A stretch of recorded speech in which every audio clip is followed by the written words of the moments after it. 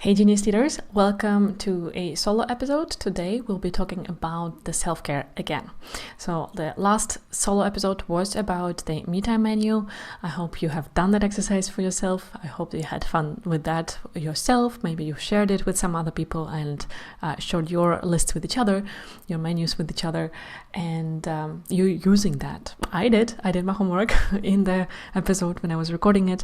I said that some of those menu parts or ingredients I haven't been doing enough for myself, and I did that on the weekend after the recording that episode. I actually sat down with a puzzle while talking to a friend who is also on that list of me time menu. While we were having an online conversation with each other for a couple of hours, I was puzzling and did it just for myself. I wasn't doing it with my husband, with my daughter. I just did it for pleasure for myself. So I've done my homework. I hope you did as well. And today I want to take it a step further. I call this episode Don't Fill Your Cup First, Do This Instead. And that refers to that encouragement phrase of how we should take care of ourselves, that we should first fill our cup before we pour into the others. And it comes from a good space. It's meant well, right? We need to take care of ourselves first and foremost, and that's what it's trying to emphasize, that phrase. But for a long time, I had issues with that.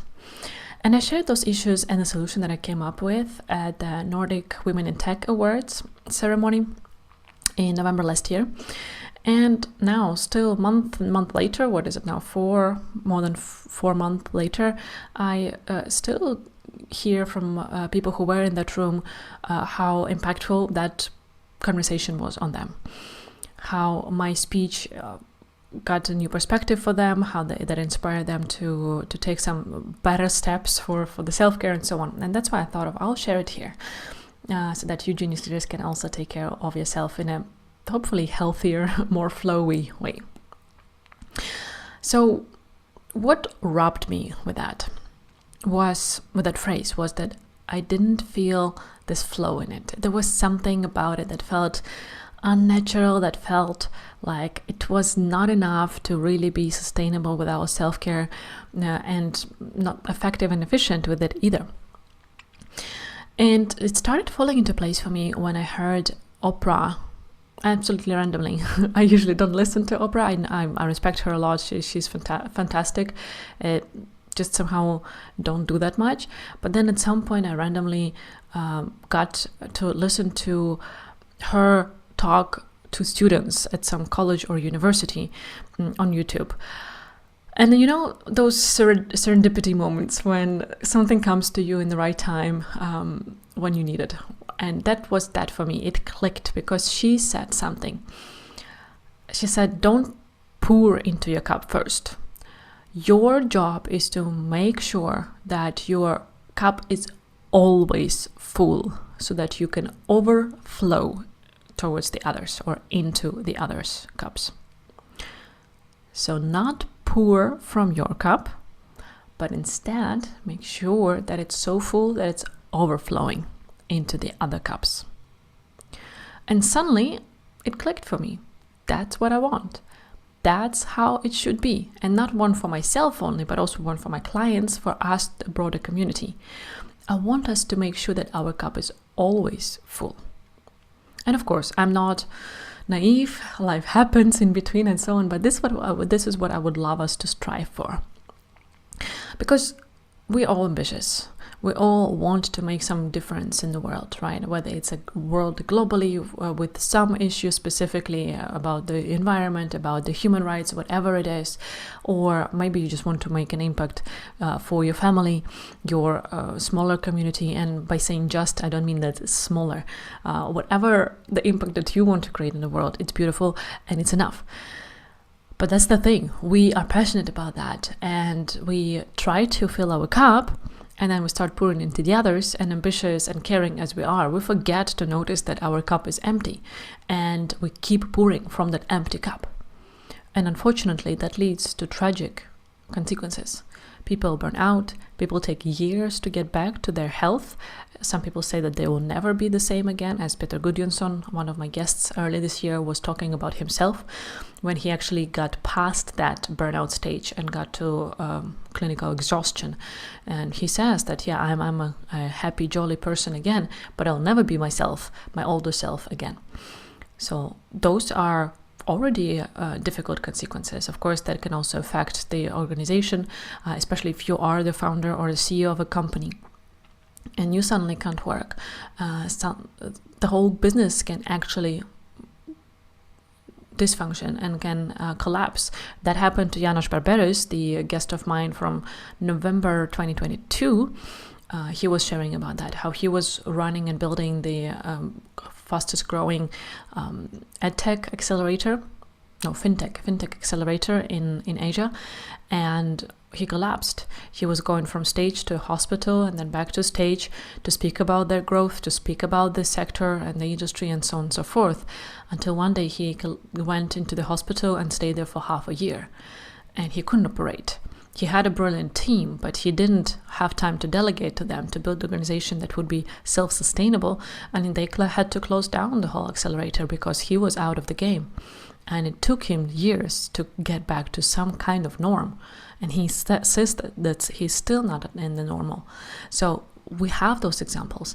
And unfortunately, the reason why I was included in that Nordic Women in Tech Award, my speech about the self-care or generally mental health, was because one of the founders of the organization has committed suicide within the year, so several months after the previous awards. And it was a shock for the whole community because she was doing amazing things. She was very passionate about promoting women in the tech industries, and she was a very jolly, joyful person. And then someday she was gone by her own choice. And those are the things that happen to us when we keep forgetting that we haven't filled our cup, and we keep pouring from that empty cup. And that's why I think it's so important for us to actually take good care of filling that cup.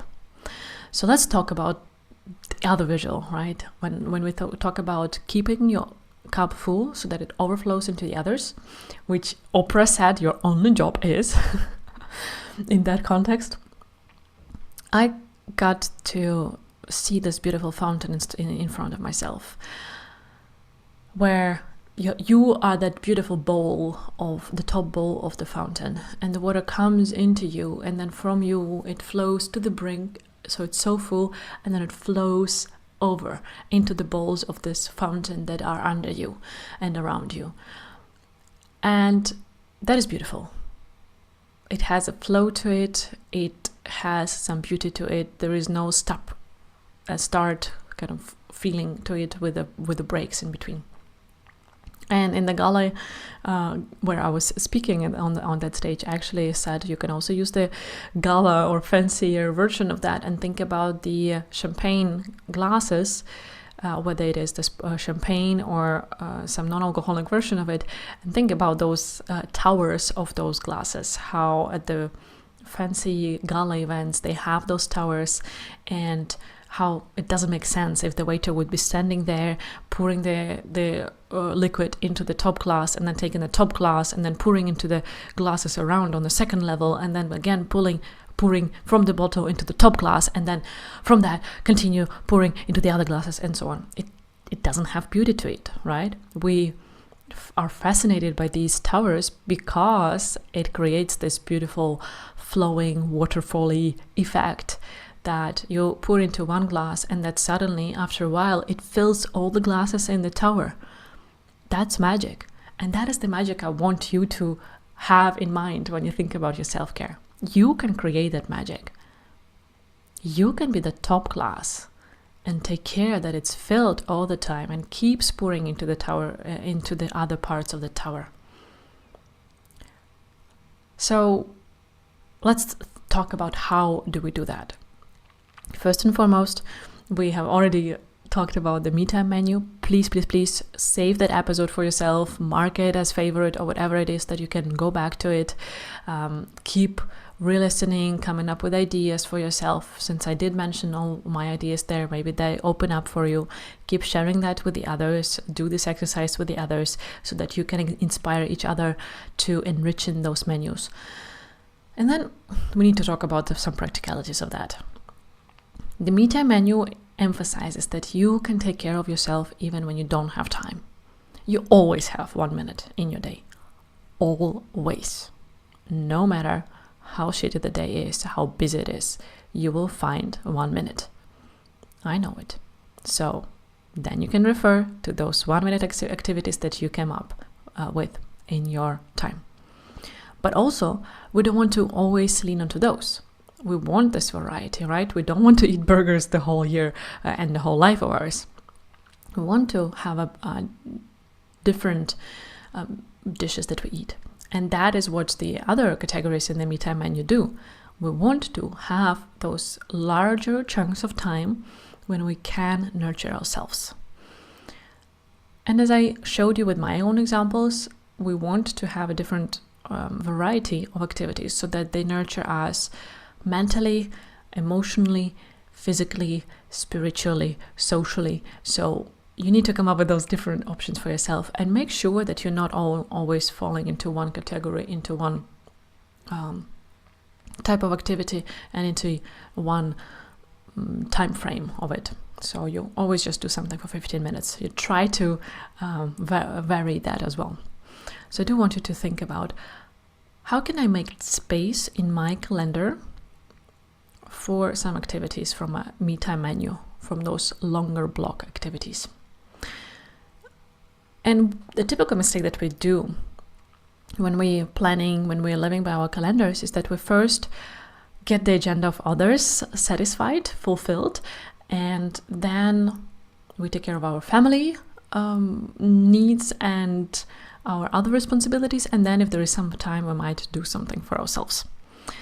I want you to practice doing it the other way around and actually first putting some blocks of me time into your week when you plan it, and then start working around that. And in the beginning, if you now feel absolutely overwhelmed, if you feel like you're not in control of your time, if you feel like you have too much with work and so on, it might be difficult for you. But I guarantee, from the experience of my clients, that when you do it, when you put one of those blocks into your calendar, your glass gets fuller, you start overflowing, and maybe it doesn't happen from the first week, right? Maybe the first week you'll just start getting the first drops into your glass because you've been running on empty and pouring from the empty for so long that you're just in minus right now. But gradually you will start filling that cup, and that positively affects the rest of your week. It positively affects the other commitments of yours. It doesn't take from them. When we are running on empty, when we are pouring from that empty cup continuously, we just keep hurting ourselves and keep hurting the others and keep hurting our commitments and our roles and our growth. When we manage to carve out that time for ourselves, put a stick in the ground. In the first year of the podcast, I was interviewing one of my clients, Daniel Carlson, and I was asking him, like, Daniel, you work as a consultant. So he was a co-owner of and co-founder of a consultancy. And I said, how was it for you to tell your clients that 1 hour per week, during the work time, you will be gone because you have your coaching sessions with Anna Liebel? And he said, I was afraid of that in the beginning, but then I thought that I need to put the stick in the ground and basically walk my talk, right? And if I say that my personal development is important for me, I need to put it on my calendar. It needs to be reflected there. And he said, never ever did my clients have any problems with that. And moreover, I just was more efficient with my time because suddenly I had 1 hour less to work, but I still had my responsibilities. So I was more efficient and I was getting enough energy from our conversations, and I was getting more practical support and tools to actually help me manage my time better and manage my team better and so on. And also energy. We talked a lot with him about how he can handle his energy. So that really starts spilling out on the other parts of your calendar. And I want to emphasize that with this, I want to emphasize that you will not take away from yourself as your professional self or from yourself as your family self. You will give to all those roles more of you in a healthy way because you're pouring over to them. It's overflowing to them. So take this as an action for the coming week. Try to put it on your calendar. It can be a recurring event if your weeks are stable enough that you know, like, okay, I usually don't have anything on Saturday mornings, for example. For me, one of those things is actually doing yoga class when every second week I bring my daughter to acrobatic. She's going for acrobatic classes every Saturday. One Saturday it's my husband who brings her, the other Saturday it's me. And when I'm there, I have 55 minutes of her class to do something. And while many of the parents are sitting on the sofas there in the hall and scrolling through their phones or maybe chat with each other, which is good, chatting with each other, I bring my mat. I found a corner there in the building, in the corridor, where I'm not in the way for anyone. I just unroll my mat and I do my yoga class.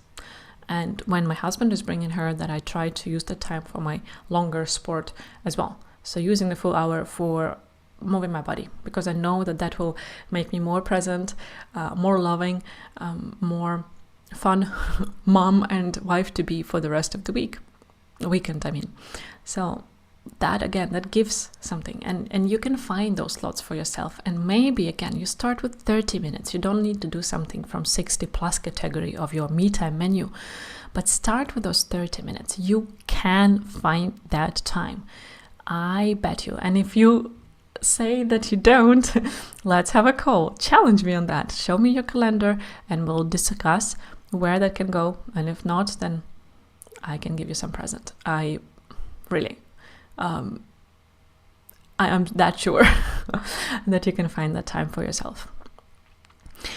So look at your calendar, find that slot, whether it is for 1 week, whether it is for 2 weeks in a row, whether it is a recurring thing. You can maybe do it as a recurring block, but then every week you'll move it around because maybe you travel a lot for your work. Or you have your kids every second week, and every second week it's your ex-partner who have them. So maybe it looks very different for you those 2 weeks. Then maybe put a placeholder for those every second week when you are alone. Then you have a bit more time to nurture yourself and keep that cup filling and overflowing. Do that. Try it. Try that slot for different activities. Figure out what works for you best. And that doesn't have to go into the plan. You can just sit in the beginning of that slot, look at your me time menu, and really be honest with yourself. What out of this list jumps out at me right now? What feels like it would fill my cup the most right now? Where will I get the biggest bang for the bang? Especially when you are in the beginning of this journey from going from overly empty to that full and overflowing, you might want to go for the quick wins. So it might be something that would give you the most energy or the most fun. Do that. Then you can start varying later. But in the beginning, really try to get the momentum going, because that's where the motivation comes from. Sometimes people really stand there or sit there and wait for the motivation to come. And I believe that that's the very wrong way of doing it. Motivation comes when you start doing something, you create momentum, you see your progress, or you feel how that activity that you do improves your well-being, improves your life, and so on. And that gives you motivation to keep going. Motivation to start doing something is a very unreliable thing to wait for. So take action. Put that block into your calendar and start working on that. And I actually want to give you a couple of more items of the homework, so to say. Now I feel like I'm a teacher, but bear with me. Write right now an email to yourself, or maybe not to yourself. That will be a decision for you. But open an email. If you're driving, don't do that. If you're doing the dishes, your wet hands might not be useful for that, but if you can, take your phone or laptop, open the email, and start writing 3 things down in that email draft. The first one is, what do you want to do in the next week for yourself from that me time menu? And maybe that action will be actually to sit down and write and create your me time menu. Second thing is a name of a person whom you want to share with how you're feeling. So someone who you can feel safe with, who you know that you can open up to, and they will hold that space, that safe space for you. And third is the name of the person for whom you want to hold that space, with whom you want to check in and ask how they are doing and feeling first and foremost. So those 3 items: 1, action; 2, whom you want to share with how you're feeling; 3, whom do you want to check with how they are feeling. And send that email to yourself. Or if you're extra brave, send that email to me at info@annaliebel.com. And that will not be for me to dig your email address and start spamming you with anything. The only thing I'll do if I get that email, and you can call it keep my cup overflowing, for example, so that I understand what it is about, is that I will check in with you. 1 week after I receive the email, I'll just send you or reply you to that email and ask whether you have done those actions for yourself. So for a bit of extra accountability, this is what I offer today. Send an email to yourself to open it in the morning as a reminder, or send it to me to get the reminder 1 week later, and let's start working on that. It's the most beautiful thing we can do for the world and in this world, to overflow into the others instead of pouring from an empty cup. Because the latter version creates resentment, creates annoyance, disappointment, pain, and suffering. And none of that is something that we want for ourselves or each other. So let's keep filling our cup so that it's always full, that's overflowing, and by that, let's keep elevating humanity, 1 person, 1 cup at a time. If you want this reminder today, I see you, I feel you, I love you, I truly love you, and I believe that you can keep your cup full and overflowing into the others. Let's go and change this world to better through our full cups. Talk to you later.